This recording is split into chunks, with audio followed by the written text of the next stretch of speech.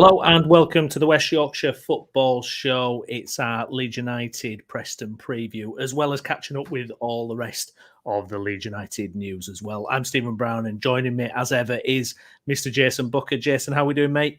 Very well, my friend. Very well. Another weird and wonderful week in the Leeds United, isn't it? This week, I seem to wake up every day and there's different news going on and things spinning. And is this person leaving? Then he's not. Then this player's coming, and then he's not. And I've seen. I don't know if you've seen this. We've not really had too much time to chat before coming on. But Jaffet Tanganga's gone to Millwall this evening, and he was heavily linked with us this morning.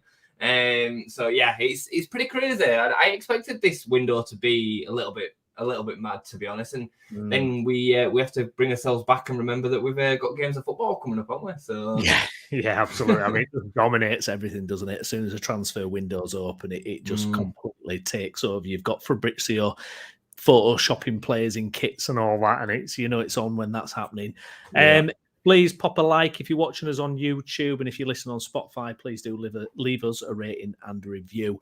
And you can subscribe on YouTube and Spotify for more content on all our teams across West Yorkshire. So, guys, please get your comments in, what you think's happening. Like you said, Jason, lots and lots to discuss. Obviously, Leeds coming off the back of a terrific 3-0 victory over Cardiff at the weekend. So spirits are high, everyone's feeling good. And let's start with something really positive, just to kick us off. Archie Gray, brand new contract. Obviously, there's been a lot of speculation about Archie and the fact that, we heard about these high-profile links, Liverpool, and you hear figures of 40 million bandied around and all this kind of thing. And obviously, the guy is going to the top. I think that's I think he'll be an England international. I think what he's doing this year is unbelievable. But he's got that Leeds connection, the family name. He's signed a contract. Obviously, there can be release clauses, there can be non-promoted clauses, and all those kind of weird and wonderful things. But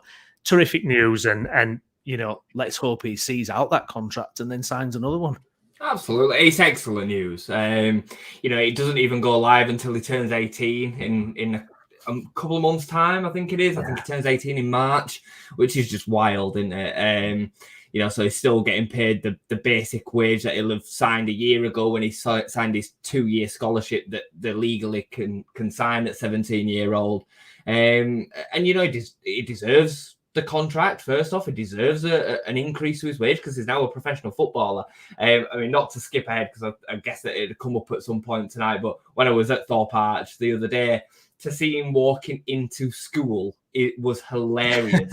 I was walking over with the safeguarding officer towards the academy building, and she genuinely went, "Oh, there's Archie going into class." And I looked at her as if to say, "What do you mean?" And she was like, "Well, because they're under a certain age, because they still legally have to be in school now until they're 18. He has to basically sit through school at Thorpe Arch before he can then go and train with the first team in the afternoon." It's unbelievable. It's unbelievable how mature and experienced he seems, way beyond his years. And I think this has probably been a pathway that is always going to have been the case for Archie, given his heritage in football. But he deserves a lot of credit as well, because it doesn't get there without hard work and his natural talent. But from the day that Bielsa placed him on the bench at 15-year-old, I think we all expected him at some point to be making first-team appearances, and he's taken this opportunity this season, with both hands, hasn't he? He's unbelievable, and to kind of keep the wolves from the door for the time being, it's fantastic. I've seen some wild takes this week, people on social media saying that he's only been in the team because of his family name. I mean, it's rubbish. It's complete and utter rubbish. The lad is exceptionally talented. For me, he's the most talented player that we've seen at Leeds since Fabian Delph and Lewis Cook. I'd say that them two were both comparable. They both went on to play for England. Fabian Delph went on to win the Premier League. So that's the kind of company he's keeping for me. Yeah, I agree completely. And really, he probably would have even made a breakthrough last year, even when Jesse Marsh came in. Do you remember he was playing in the pre-season and he got injured? He got that really bad injury that took him out for months, and we would have probably seen him early. And it's amazing, actually, when you look at the managers, the coaches who've had faith in him to like Bielsa putting him on the bench. Marsh obviously coming in and him starting in that midfield in the pre-season, and then obviously Farke's come in and gone, look, I'm going to find you a role in this team. And, we know he's obviously a central midfielder by trade. That's his bread and butter, and obviously he's been flexible. He's played at right back for England before, but Farke is absolutely determined to keep him in the team, it seems. I mean, the fact that as a right back, obviously we've picked out flaws maybe defensively, and there's going to be things that he's lacking in that way, maybe turn of pace, etc. But obviously what Farke's seen from what he contributes, it's right up Farke's street, isn't it, in terms of keeping control of a game, because he's just so technically gifted. Absolutely. He offers us so much in possession, and how cute and tidy he is, his ability to be able to pick a pass and build through Archie, and his determination, his enthusiasm, his intelligence is all, there in abundance, especially when we've got the ball. And it's not like he's Junior Firpo defensively without the ball. He still defends perfectly fine. My reservations to Archie is when he gets stood up and then a winger is driving down the outside at him, because he hasn't got the abundance of pace that a modern day fullback needs to have to recover defensively. And he's never going to have that, I don't think, because you don't gain that much more pace as you develop. So I still think that his long-term future will be in the midfield, but I think it stands him in great stead how much first full men's football team experience he's gaining in another position. It's quite normal that that's what happens to players when they first come into the team. They fill a spot somewhere else. Strikers quite often get pushed out wide. Midfielders might not come in, and because you're not going to put a 17-year-old midfielder in at Premier League level often. They'll either go down the ladder or they'll fill in somewhere else. Fullback tends to be a spot where you can kind of cater for a weak link, because you've got your centre-backs and your midfielders to kind of make up some of the shortfallings or shortcomings that they might be delivering. So it's perfectly normal. I'm perfectly happy with the fact that he's there. And, if Daniel Farke trusts him with that right-back spot, it's not the way that I would go for the rest of the season. I would prefer to see us sign somebody there, personally. But if he does, fine. Yeah, it's kind of hard to argue with it. I know we're on the back of kind of 3-0 victories. And obviously it was kind of issues were bubbling before that. But yeah, it's a tricky one. Obviously, it's a transfer window. You want to see other signings come in, but I'm so happy that Archie's signed on the dotted line. If we don't get promoted, Jason, do you think there's a risk we lose him at that point? Not yet. I think there's enough length in the Archie Gray kind of dynasty with Leeds United that we'd see him probably stay another season, maybe even two. In 2 years' time, it would still only be 19. If we were to end up being in the Championship for another 2 years after this one. So I don't think he'll be in a rush. The problem will come is when Leeds United need to sell him, because if we don't go up, there'd become a point where the 40-50 million pound that will be on offer for him, because these Premier League clubs, it's nothing to them. And for them to be able to take on a homegrown young England, potentially international, into their team for 40-50 million, it's well worth their expenditure when they can put it on the book, stick him on a 6-year deal. It means nothing. The figure itself means nothing to them. It's all on how they can then budget into their costs, and it would cost them nothing really ineffective. So that's when the challenges would come. But I think we'd be all right for another season, if I'm honest, personally. Yeah, indeed. Let's move on then to other matters kind of bubbling up over the last week or so, and I want to get your take on these things as well. I know we've touched on the Charlie Cresswell situation kind of briefly before, but let's drill down into it. It's a situation that it looks as if it's heading one way, and that's Charlie for the exit, albeit permanently or temporarily. In my view, I hope it's temporarily. I really do, but something's happened. I mean, obviously, Farke a few weeks ago was still kind of giving the public positive face of Charlie. He was still, his language that was used about Charlie was still very positive and upbeat. But then obviously after the Richard Cresswell post, it just seems that that's kind of ticked Farke off. And obviously he had some kind of stern words for Charlie in the last press conference. How do you see this one ending, or how do you see this one going? Whose side of the fence are you on with this? It's a real tricky one, isn't it? Because he signed a long contract last summer. Obviously, he had a mixed loan at Millwall last year. England under 21 national player. Someone who we thought actually you would have kind of bet on to make it at Leeds, certainly. But I mean, he's barely played this season, and if you're talking about he's not focused on the job and attitude or whatever it may be, it doesn't look good, does it, Jess? No, I mean, I'm with you. I thought he would end up starting this season. If I'm honest, I thought he would end up starting the first game of the season. And if I remember rightly, I think we started with Cooper and Strike. Yeah. From the first game of the season, Cooper got injured just after our time, right, scoring the first goal. Anyway, and I think right from then it was kind of bit head scratching because we've gone with two left footers over the right and the left, but it made sense from an experience point of view. Maybe not starting Strike and Cresswell. I weren't fully behind Strike at the beginning of the season either, and thought that he probably needed a leader alongside him. And then we signed Joe Rodon, who for me you could argue him being the best centre back in the division. So. Yeah. At that point, you're then in a situation where you're thinking, well, where are Charlie's opportunities going to come from? He is not the quickest and he's not the best with the ball. Our style of play is very much possession heavy. He has never shown anything for us to think that he would be comfortable playing on his weaker left foot. So he's not going to then come in for Strike when Strike's been out. So the only time that really you'd see him having an opportunity in the team is when Joe Rodon is unavailable. That has happened rarely. Joe Rodon got sent off against Hull. He had the game after that, which Cooper did come in for. That had been his opportunity. And then the cup games. The cup games that we've seen him in, we saw him against Shrewsbury. He didn't play well. We saw him against Salford when we then got knocked out. He didn't play well. So what do you do? Like if you're Daniel Farke and promotion's on the line and it's hanging by the balance of the decisions that you make, I don't think you risk him. For me, I'm not buying this, he doesn't trust the youth situation. We've seen limited minutes for players like, Mario Joseph. He's given Gellert opportunities again here and there. Gellert's not taking his opportunities. The youngest player of them all, Archie Gray, is trusted out of position. He trusted him with the first game of the season in centre midfield. That's the first thing.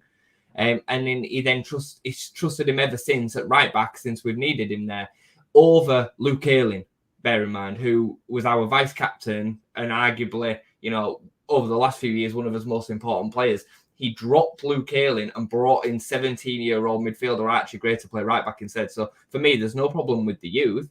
It's just whether they're good enough or not. And I think that's the crux of it, mate. I don't think he's good enough.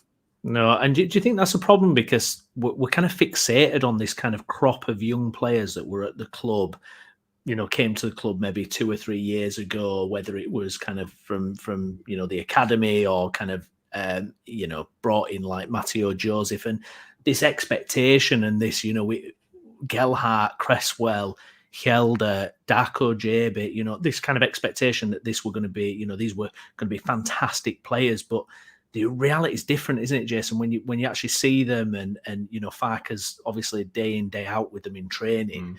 I mean, some people are saying, has Farke got a man management issue, and I've got to admit, when we're losing, back-to-back games early season, those thoughts cross your head. You think, God, is he, what's going on here? But I mean, is it just a case that simply these players are just not as good as what we thought they were going to be?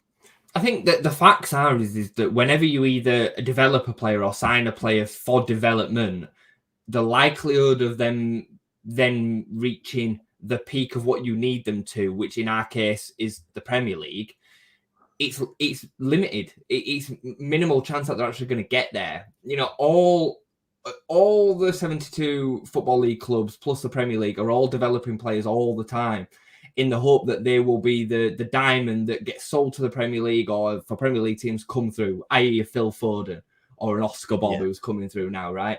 Like there is, for every 1% of them that come through and make it, there's 99% that don't, that then end up finding themselves in non-league football, regional football, leaving football altogether, going off on different ventures over to, Australia or Scandinavia. The amount of English players that play in Finland and Sweden that you honestly, it's countless because they'll take opportunities on them. They've come out of, established academies.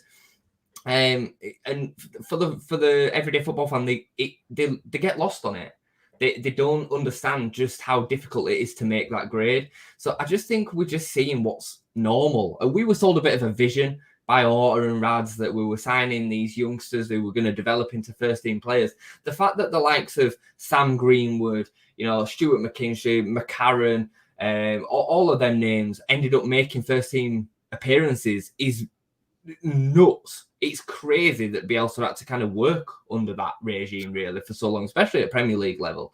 But anyway, I'm not gonna get into that. I think we were just sold a little bit of a misvision. Understand it. I do understand it. Look at Chelsea. Look at how many youngsters they've signed over the last 20 years that have never played for their first team. They found them out on loan for year after year after year, and most of them never really, came to anything. Certainly at the very top level, Premier League level, they didn't. So no, absolutely. Moving on then to kind of other transfer rumours, and before we kind of look at incomings, a big one that's kind of come up, I think today it started circulating, is about Willy Gnonto possibly finally getting his exit from Leeds. Big link with West Ham. I think you and I shared a couple of texts today. I think we're kind of maybe disagree a little bit on kind of whether we should be losing a player like him at this stage. I mean, from my point of view, I do get it, and I think this year, from what we've seen, or this season from Gnonto, it's not been dazzling. It's not been kind of out of the world. He's not producing numbers, and I get that. My only fear with it really is if you get an injury to Somerville or James, or potentially both, you're looking at kind of that next tier down of who's waiting in the wings, and you've got Anthony, who again hasn't, torn it up for Leeds. If you've let Gnonto go, who's there, and I appreciate you said when you're texting they'll replace, which I totally get, but I kind of like the idea of having someone of Gnonto's potential coming on, and I still feel he's going to be a top player. I don't know. I'm a little bit uncomfortable with losing someone of his potential quality, even if he's not necessarily impacting it that much at the moment. But even I've got to admit, I'm kind of sat on the fence with it. Because I just don't want to see us kind of reduce the quality of the squad, really. 100%. I don't want any decision the club makes to come as a compromise to the squad, because I think the squad's important. The likelihood is that between now and the end of the season, Dan James or Somerville will have an injury that'll keep him out for weeks or maybe even months. Hopefully not, but that's football. The likelihood is that that'll eventually come. Clutch moments, maybe even the playoffs when we do need something from the bench. The better the option that we have on the bench, the better it is for us going into that game or that moment.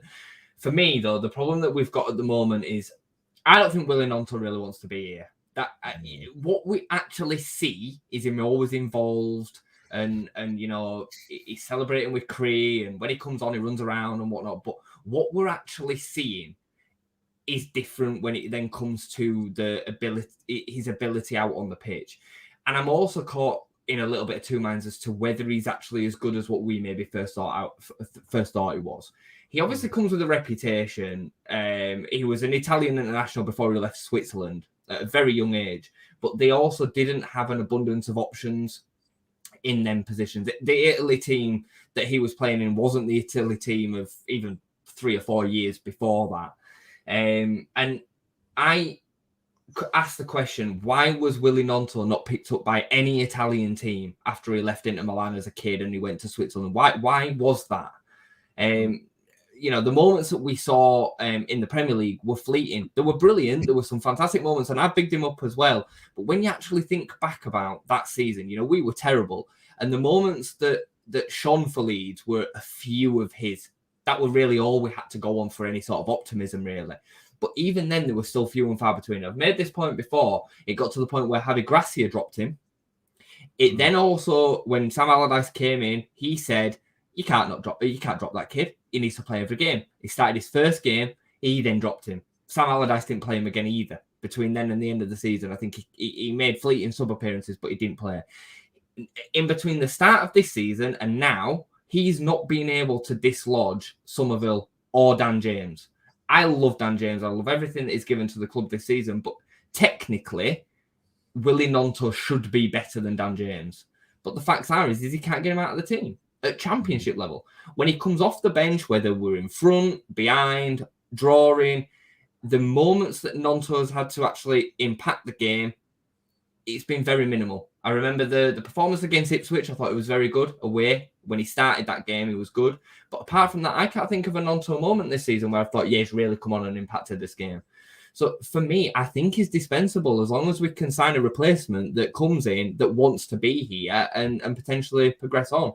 And there is some names that could definitely do that for me. Yeah, absolutely. Diggler, thanks for your comment, mate. Guys, please do like the video, get your comments in as well. To me, Gnonto has to stay at least till the end of the season. Promotion is the priority for me.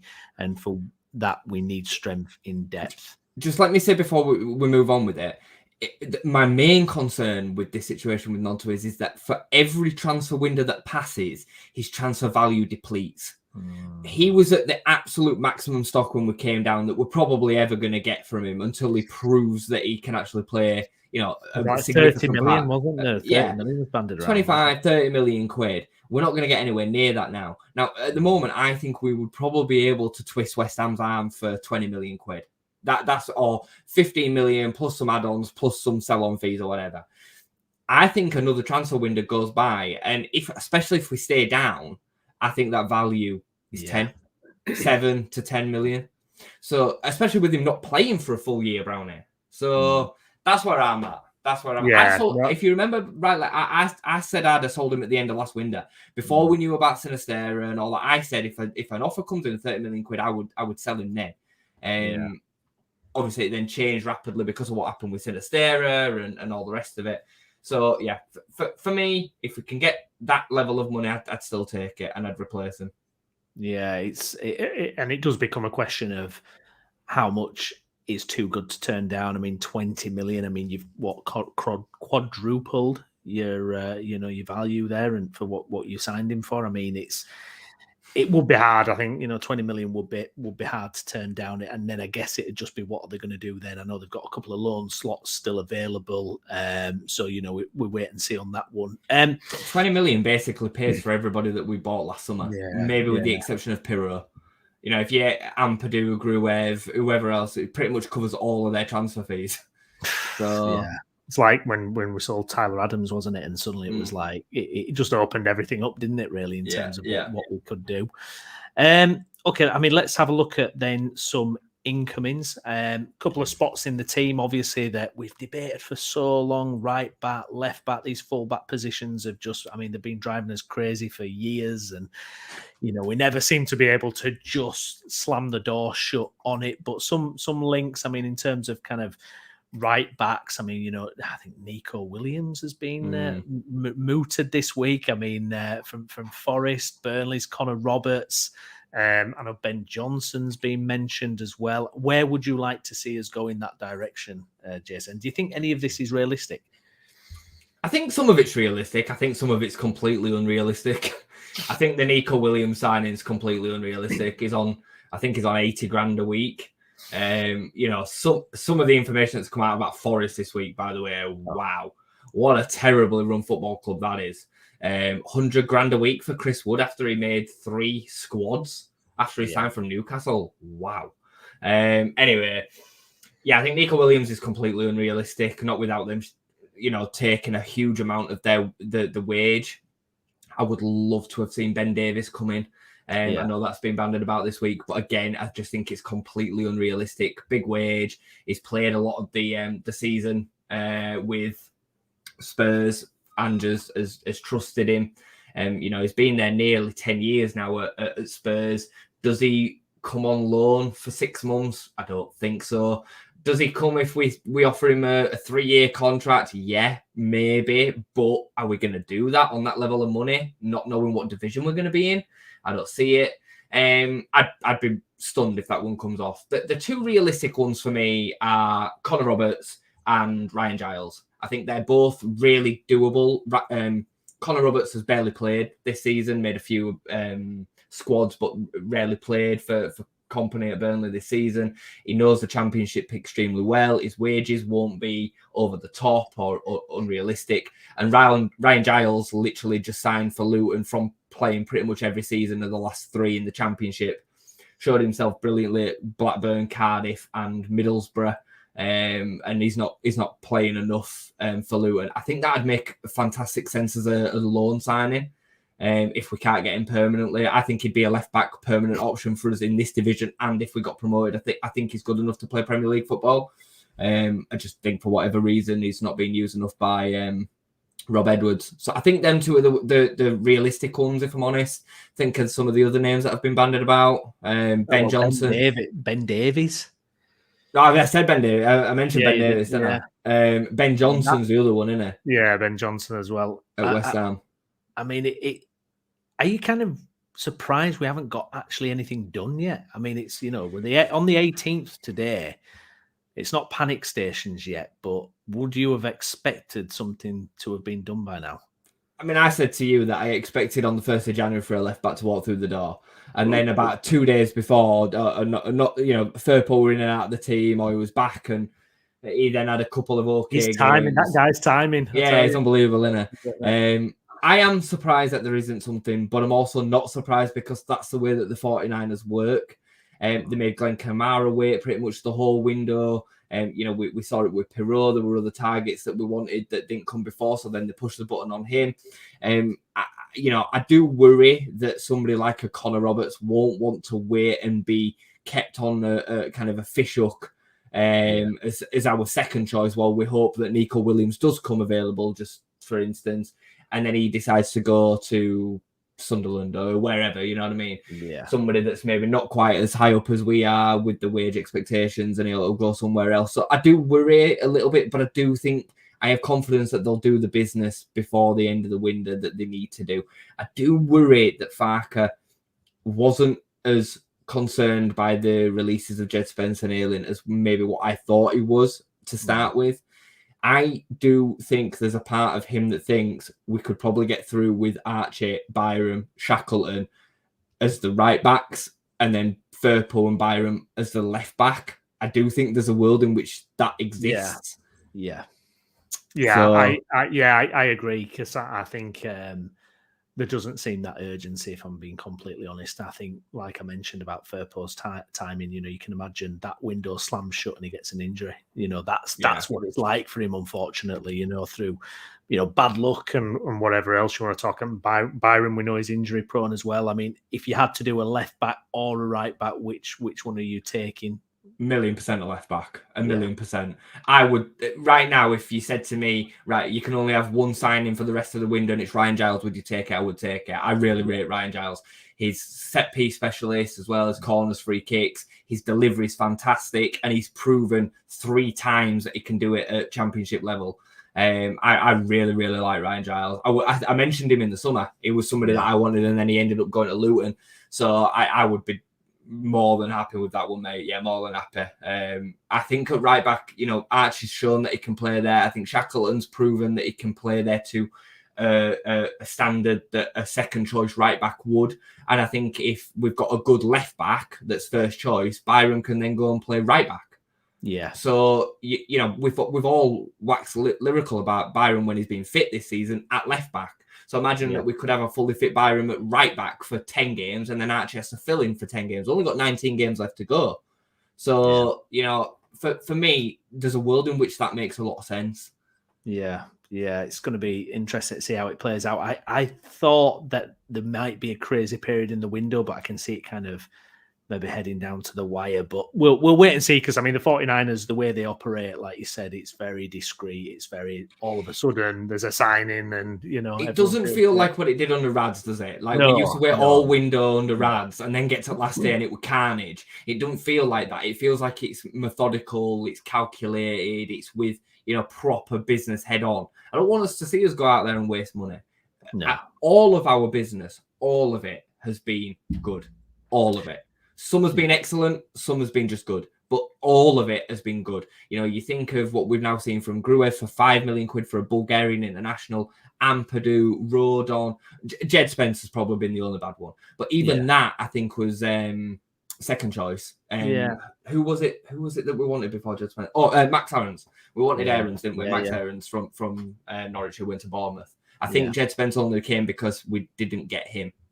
Yeah, that's true. Absolutely. And it leads on to a bit of a fascinating debate you mentioned earlier about Forest and the situation they find themselves in. And, you know, P&S profit and sustainability. You know, it's an interesting one with Leeds because we've got a lot of assets that we could sell for big money, certainly in the forward positions. And I wonder if the 49ers, they've got one eye on, if you get promoted, don't make too many financial commitments to players that are not Premier League level, because you need to give yourself some wiggle room when you're there. It's changed the dynamic though, hasn't it? Because, you know, it's going to be harder for these teams that are going into the Premier League now to compete, because Nottingham Forest, I mean, you know, £250 million worth of players they signed, you know, they got 40 players in, you know, crazy numbers, but they were trying to flush the squad with enough talent to survive. And you could argue it's worked. You know, they stayed up that season, you know, and they had so many players out of contract when they came up. And it's strange because, you know, how are these teams going to have a fighting chance of staying up? You know, if Leeds go up, I mean, what I'm hoping is if Leeds go up, the fact that we've just, you know, been in the Premier League before, we will be able to spend a little bit of money because of how it looks on the books. But I mean, it's a whole other stress to worry about when we do it, isn't it, really, on the financial side? They're making the gap bigger and bigger every single season. You know, the facts are they want a Super League kind of model where the clubs can guarantee what revenue they're going to make the following season. I truly believe that the people, the decision makers right at the top, if they could scrap relegation and promotion, they would. They'd do it tomorrow. The problem is for them in this country especially, but it's what makes football so great. It's what makes the football pyramid so great. And the fact that you can have that kind of, you've got that, what's it called? The word that I'm thinking of, the risk, you know, attached to promotion and the excitement of promotion and relegation. It's what makes the league system so fantastic to watch.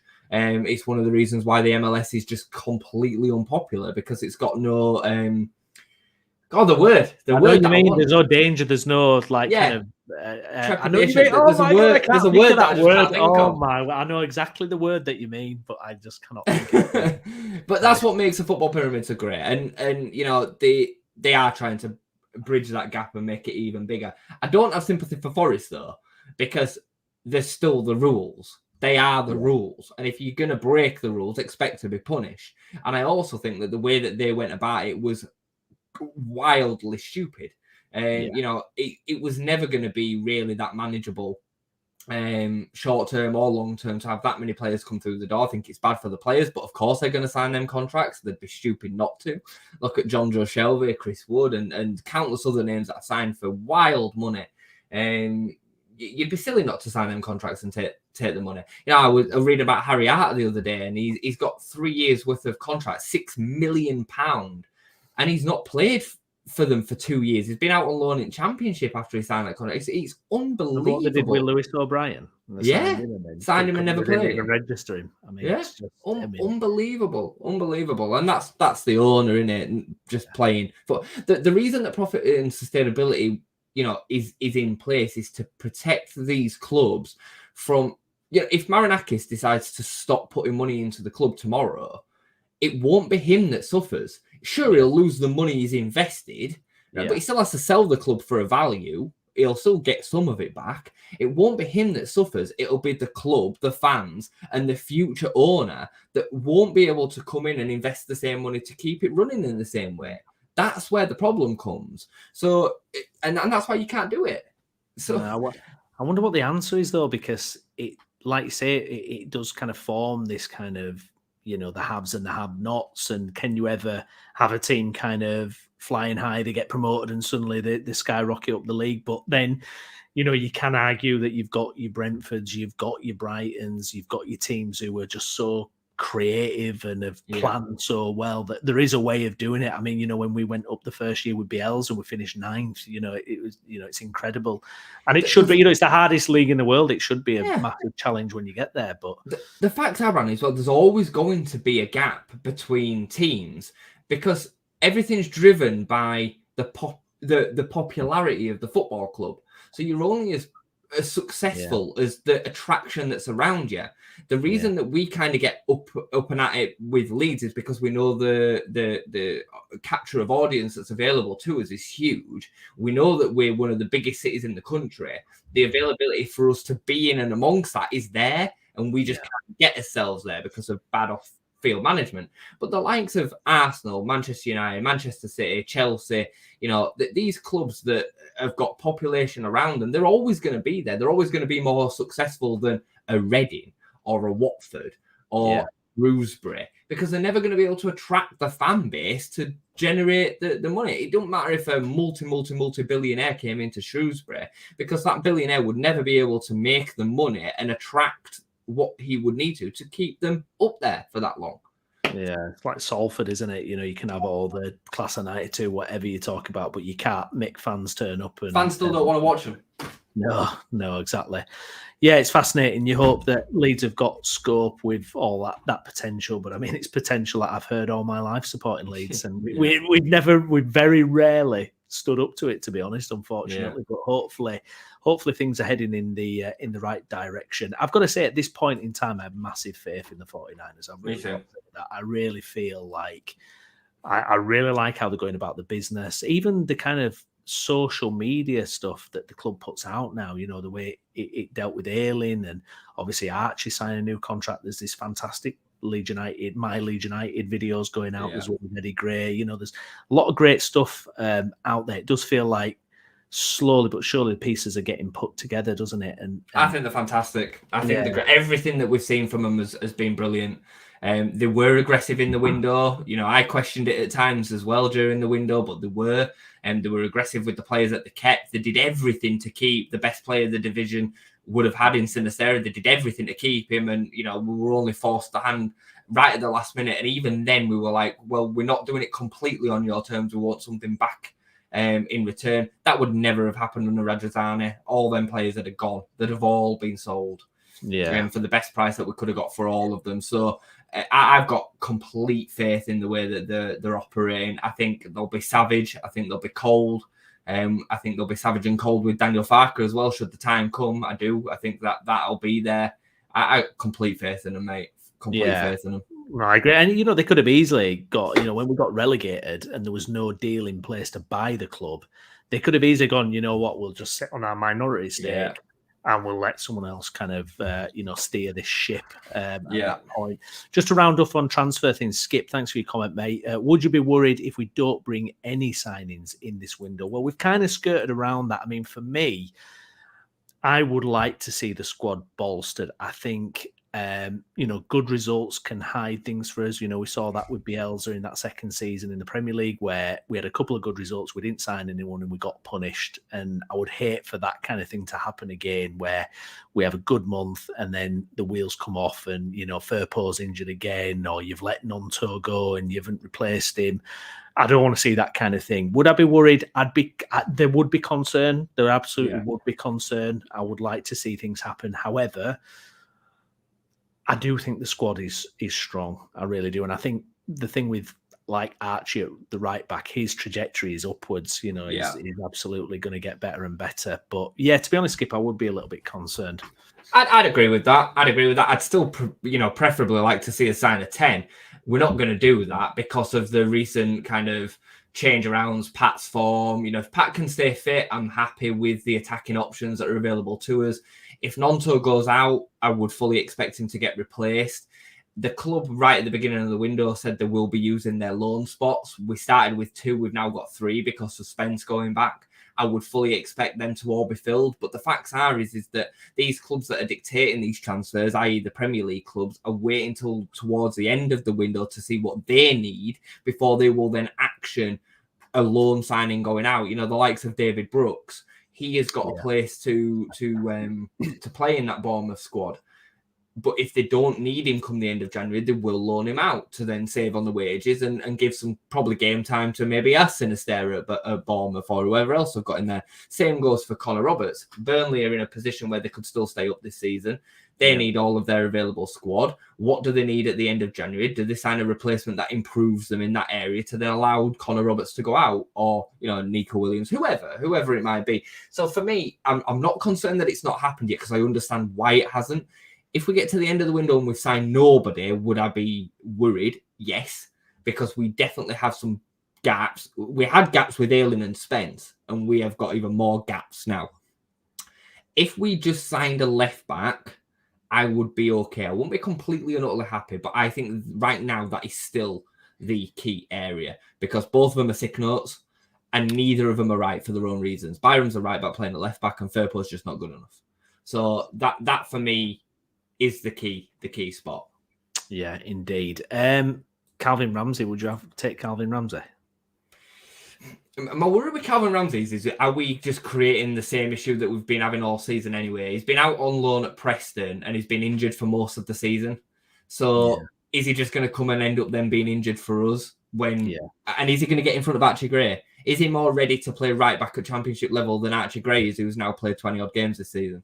I'm not sure. I'm not sure if he is. I've not seen enough. I know of Calvin Ramsey's reputation. He did really well in Scotland, Liverpool. Liverpool got him in front of us, I believe, and we were pretty much that's right. Yes, nailed on to sign him, and I think Liverpool nipped in and signed him.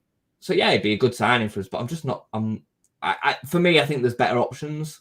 I'd be really happy with Connor Roberts as a right back. Really happy with Connor Roberts as a right back. I think he's dependable, knows the division extremely well. I think he suits the system, and he's fit. Yeah, absolutely. Any other transfer stuff we want to cover, Jason? Anything pop into your mind before we move on and leave the transfers for now? I mean, they're just all flying around at the moment, aren't they? I mean, I've just seen Adam Forshaw looks like he's going to go to Plymouth from Norwich, which is a bit of a weird one.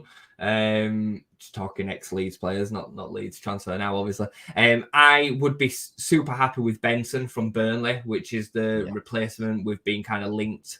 If Gnonto goes, I think he's more championship ready than Gnonto. I think he's left-footed as well, which should be good to have that option on the right, because currently we have the inverted winger on the left in Somerville. We don't really have the option on the other side, so it'd be a good replacement for Gnonto, because Dan James obviously is a right-footed on the right-hand side. He drives it to the byline, but if we need something a little bit different, I think Benson would be a really good signing. And apart from that, I mean, I've just seen Skip say about Adam Lallana. I would bite your hand off for Adam Lallana. If I thought we could get 10, 15 games out of Adam Lallana between now and end of season, I would snap your hand off. I think it'd be a fantastic signing. It'd remind me a little bit when we signed Alan Thompson back in the Championship, an international with massive pedigree and quality that were coming towards the end of his playing days that drops down to the Championship. I think it'd be a top signing, but I don't see that happening. No. And Arthur's got his dream centre backs here. I think Davis and Rodon lined up, ready to go.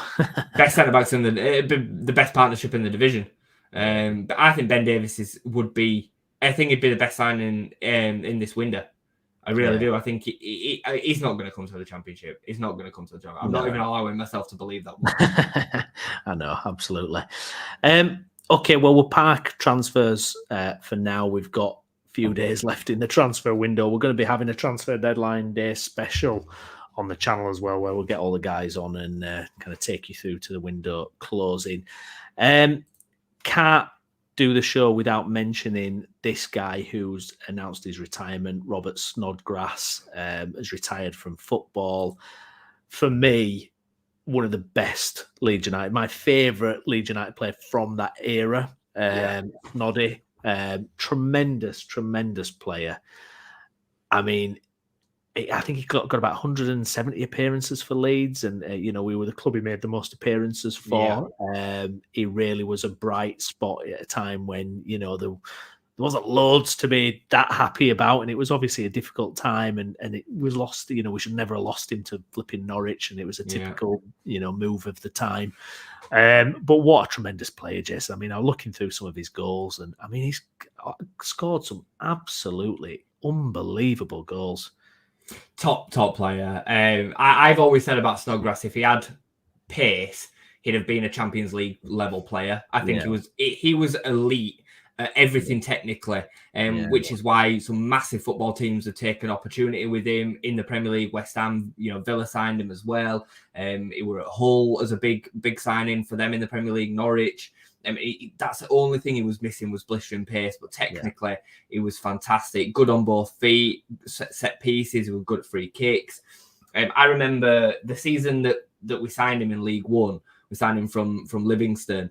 I went to every game that season in League One, the minus 15 point season, and I remember we signed him. And he played in pre-season and nobody had heard of him. We signed him for about 40 grand, I think it was. Everybody had read the story that he'd had been offered a trial at Barcelona but turned it down. And we were like, oh, what we got here? And I remember the first time that we saw him and you could just see it straight away. You knew we were way above what we'd kind of had to put up with the season before, but what we were going to be dealing with on a regular in League One. And he was excellent. He was just excellent right from the word go. It was absolutely fantastic. I think it was actually the season. It weren't fine at minus 15 point season, was it? It was season? McAllister. He came in when McAllister. It was the second season, wasn't it? Yeah, I'm just thinking because his debut were against Scunthorpe, so that makes sense. I literally went to every game over both of them seasons because that were during that time of my youth when I was had no responsibilities. I could just go to football every week. You know what I mean? It was sensational. Mate. It was sensational to watch. I was super proud of him as to be a Leeds United captain. People forget that he ended up captaining us for a period of time, and unfortunately, he fell victim to that time where we just ended up being Norwich's feeder team and joined Bradley Johnson, Johnny Howson, himself, and Vecchio that all ended up going there. Just a top guy as well. Every time you get to listen to him in an interview, he talks glowingly about Leeds as well. Just a top player, top guy, top international as well. Went on to make nearly 30 appearances for Scotland. I think he only got into the Scotland team when he were about 26, 27, something like that. Quite late, wasn't it? And he registered more assists for Leeds than any other player for the club across all competitions since 2004, 2005, which testament, isn't it, really, to what an absolutely brilliant player he was.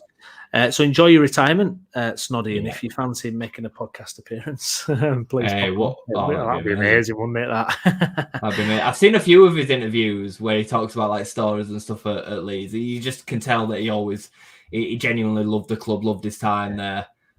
Top guy. Yeah, no, absolutely, indeed. Okay, well, let's move on now to the weekend, and it's Preston. And it doesn't feel like 5 minutes since we last played them, does it? And it was a bit of a disappointing outing to say the least. They've just come off the back of a terrific win, though, against Bristol City, who've obviously just knocked West Ham out of the FA Cup. A good challenge, Jason, a good test for us. This really needs to be, the next kind of month of games. We really need to start putting a run of wins together. I know we've kind of started that, but this has to be 3 points, doesn't it? Really, there's just no other way to describe it, is there? We've got 3 home games in 6 days. I think it is now. For me, the FA Cup game, while I would like to see us win that game, is neither here nor there. If we field a weak team against Plymouth to get us through these next 2 games, then so be it. I'm all right with that. This is a huge game, I think. I fully expect us to turn up and win every home game. That's just how I feel with the way that we're playing at home and what we've got at his disposal. These teams like a Preston are miles off us. Darko JB going to Plymouth and then going straight into their starting lineup. It blows my mind a little bit about the disparity between the top of this division and towards the bottom. And I would consider Preston to be in the bottom half of this division, really. That's the kind of standard that they're at. And with that then comes some responsibility on us to make the most of what we've got and go and win these games and win them comfortably. I do think it's an acid test for Archie. I think it'll be the first time that he really goes into a game maybe with a little bit of trepidation about what an opponent's previously done to him. Yeah. Liam Miller's a good player, and we need to make sure that we help Archie as best we possibly can to deal with that threat, because it's not just his responsibility, it's a team responsibility. But I do think it's a big game for him because he needs to make sure that he deals with it better. There was moments where if he's going to be trusted with that position, he has to defend better against him. So it's going to be a test. I fully expect it to be a test. They're still going to be expecting to beat us. Maybe not beat us, but be competitive with us after what happened only a few weeks ago. So yeah, tough game. Yeah, so a strong team out there in terms of aerial duels and all that kind of stuff as well. Physical. I think they actually kind of spooked us a little bit, didn't they, in that game? As soon as they kind of got their foot in and they turned the aggression up, we didn't cope, and the game just kind of frittered away, really. But you see, for me, Pat starting will make a huge difference to that, because he won't allow them to bully him off the ball the way that Gio sometimes does. He'll be more of an effective nuisance than Gio at 9 will be. And I expect Gio the same to cause them absolute nightmares in the 10 role. So I think it's a different game for them 2 reasons. I hope the team is exactly the same as his last game. I really do. I would love to see Gruev play and make a real statement at Ellen Road. I think it'd be good for him. I just think it works for the team. And I feel a bit sorry for Pascal because I think he's going to be available. But I would like to see him take his spot on the bench and work his way back into the team over Ampadu at the moment. I think it has to be a meritocracy, and Gruev has shown himself to be ready to start games for Leeds United and make a real difference in the team. So I want to see him play. No, I agree. In terms of Pirot then, and just to let you know, we're going to have a debate show on tomorrow about Pirot and how he fits into the team. I mean, a penny for his thoughts there quickly, Jace. Obviously, we're going to cover it in depth on the debate show, but I mean, he must be kind of thinking what's going on. But I mean, Bamford, you can't drop Bamford, can you now? I mean, he's made a massive impact, hasn't he, really? Pirot's not he's not 29, 30-year-old. He's still a younger player. I think he's 23. He's Pirot. So he's still got time on his hands to adapt and develop his game. And I hope that he sees it in a way of, the gauntlet's been put down to me here. He's never played for a club with the size of Leeds United. He's not played for a club that have come down from the Premier League, that have been, with the expectation and the money behind them to get promoted. He has to take this on the chin and look at how he can develop his game to earn his place back in the team. Because the facts are, as much as I do like him, especially in front of goal, he's not done enough to keep his place in the team. And, to be fair to Pat, he was given the opportunity against a terrible Birmingham side, but he took it. And then he took it again against Peterborough, and he took it again in the game after against Cardiff. I thought he was excellent against Cardiff. I really did. And Pirot would not have done that. Nor would Gio. Gio wouldn't have done what he did in that game either. So for me, right now, while Pat's fit, he's the best striker we have. And he's one of the best, not at finishing, but in terms of the overall number 9 role in the Championship, I'd put him up there with one of the top 5. You don't see many strikers like him nowadays. And he plays a really unselfish role for us when he's fully fit. Yeah, absolutely. And he's got those moments of kind of, like the kind of dummy that he does for the last goal, and obviously his FA Cup goal. He has got that in him, hasn't it? I can't believe the narrative change on Bamford over the last few weeks. It's crazy, isn't it? I just hope Pirot just like I say, sees it as a bit of a challenge. But like I say, we will go into it in more detail, I think, in the other bit. I don't want to take too much content away from that one. Bit of an opportunity this weekend as well. Leicester and Ipswich play Monday. Yeah. And it's at Leicester, I believe. Yeah. Southampton have got an away trip to Swansea, who were unbeaten in 3. Bear in mind, Russell Martin going back to Swansea too. Yeah. So bit of an opportunity, Jason. We've just got to make sure we do our business, haven't we? I think what we need to do. Southampton one's tomorrow, isn't it? I think. Let me have a quick. It's early kickoff on Saturday. Early kickoff, 12. Southampton Swansea. Yeah, but it would be. It'd be so nice to just close that gap, wouldn't it, Jason? There's going to be opportunities, mate. There's going to be opportunities between now and the end of the season. We've just got to make sure that we do our job, especially at home. No silly West Broms or Cardiffs or Coventry. That weren't too long ago. We can't be having them at home. We win every home game that's available to us. We win, and then away from home, we win them too. But we can afford the odd drop of points here or there on the odd day where it happens, a draw, maybe even the odd loss. But at home, we have to keep up the pressure. Southampton and Leicester are going to drop points. Not Leicester, Ipswich. Ipswich and Southampton are going to drop points. Southampton's run can't go on forever. It can't. Just like we said at the beginning of the season, the Ipswich's run can't go on forever. It can't. So, yeah. We just have to be ready to pounce, don't we, and not make those silly mistakes and have 100%. Those games where we drop off. 100%, mate. I still believe it's in our hands. It's whether we will take that opportunity or not. Yeah, absolutely. It'll be fascinating to see. Okay, we're going to wrap things up now. What's your prediction? Oh, okay. I think it'll be comfortable. I do. I think we're gonna do the business. I think. I kind of would like to see the same team again. To be perfectly honest, I think there's something in that is found, but I don't know if the Pascal thing, if he is fit, if he's going to actually drop him back in. I saw him the other day. So come on, before we go. So you've been up at Thorpe Arch this week, haven't you? Mm. And I was like a few well-known faces as well. Yeah. Tell us how was feel going back there.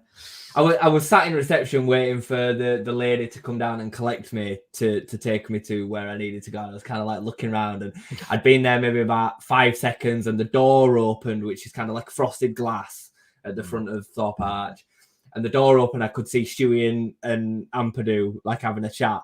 And then the door opened again, and Stewie were just singing like Madonna or something. He were in like a bit of a bubbly mood by the looks of him. And I'm just sat there thinking to myself, all my heroes. Like I felt like such a child. Like honestly, I was so giddy. But then kind of having to try to bring myself back into the room and remember that I'm employed by the same club as these. Like I can't be showing that I'm like a big fangirl or something.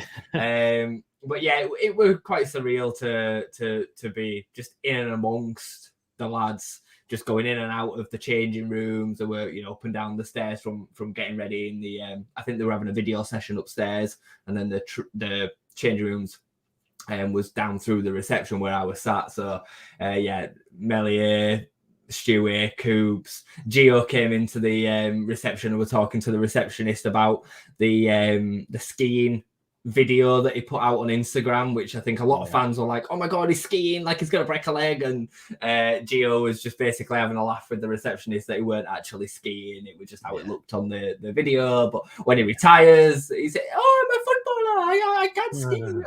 He was giving it this.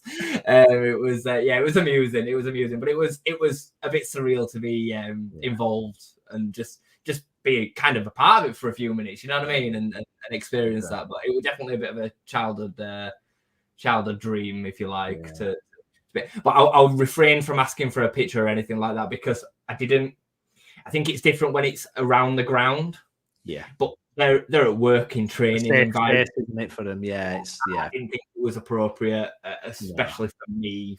Now hoping to kind of work there, it was a bit weird, so I refrained. As much as I really wanted to get a picture with Gio, I really did. I refrained from doing that. What'd be really good now is if we just threw up a picture and you did get a picture with Gio. Just after all that speech, you're like, no, I did. I did that awful thing where I just took a snap of his back. Into the group. I was like, oh yeah, Gio's in there. Creepy. Yeah. Great. Nobody saw me, thankfully. Will you be back up there soon then, or what's the I'm back there on Sunday. Unfortunately, I'm not going to be able to watch the game on Sunday, which is a bit crap. But I'm hoping that the game might be on at Thorpe Arch while I'm there. I'm back there Sunday. I'm there at 9:00 in the morning, so I might get to see some of the lads before they go to the ground. Quite often they'll meet at the training ground before they then travel to Ellen Road. They might do that, I don't know. Be nice if I did. We could maybe wish them off and see them before the game. I was saying to you the other day, I found it really interesting that Daniel Farker starts his grass sessions out on the grass in the afternoon and the evenings, which I found really interesting. I don't know what the reason for that is, but he starts them out on the grass at 3-4 o'clock in the afternoon. So they're actually working out on the grass until it goes dark, which usually the managers get them in for 11, 12 o'clock, and then they're out, they have a bit of lunch and then go back out and do some other bits, but they do gym work earlier. It's interesting, just interesting. It's late in the day, isn't it? All of the staff, the lady was telling me, basically had to change their routine and hours and structures around what Daniel Farker wanted. It's specific to Daniel, which again, it's just really interesting to understand the insights and what goes on behind the scenes. I got to You see might all meet him, the... you might bump into him, you might be able to ask him. Well, I have full access to Thorpe Arch, which is pretty cool. Once I get nice. signed in, and I can use the facilities and stuff like that, which is great. I got to see the young lads training. The under-21s were training while I was there. Saw Sonny Perkins joining in with the group. He looked miserable as. He looked really miserable. But he was there in amongst the group. Jeremiah Mullen and a few others that we knew. Lewis Bate were training. So, yeah, pretty cool. Yeah, how long of a trip over is it then? How long does it take? Takes me about 45 minutes. Right, okay. Yeah. It's about 38 mile, I think it was. Yeah, to get over there. Good stuff. Well, we look forward to your Thorpe Arch updates, Jason, on future episodes. Whatever I can bring. Yeah, absolutely. Good stuff. Okay, well, myself and Jason will be back, hopefully for some form of match review on Sunday or something. We'll cobble something together, no doubt. But I want to thank everybody for watching and commenting and liking the video. If you're watching again later, please do pop a like on the video and get your comments in after as well. It's always fantastic to read through what you guys think as well. Please do subscribe to the channel as well for more content on Leeds United and our other teams in West Yorkshire. And if you're listening on Spotify, please do leave us a rating and review as well. I've been Stephen Brown. With me has been Jason Booker. Jason, thank you very much. Welcome as always, mate. And we'll see you again soon. Thanks for watching.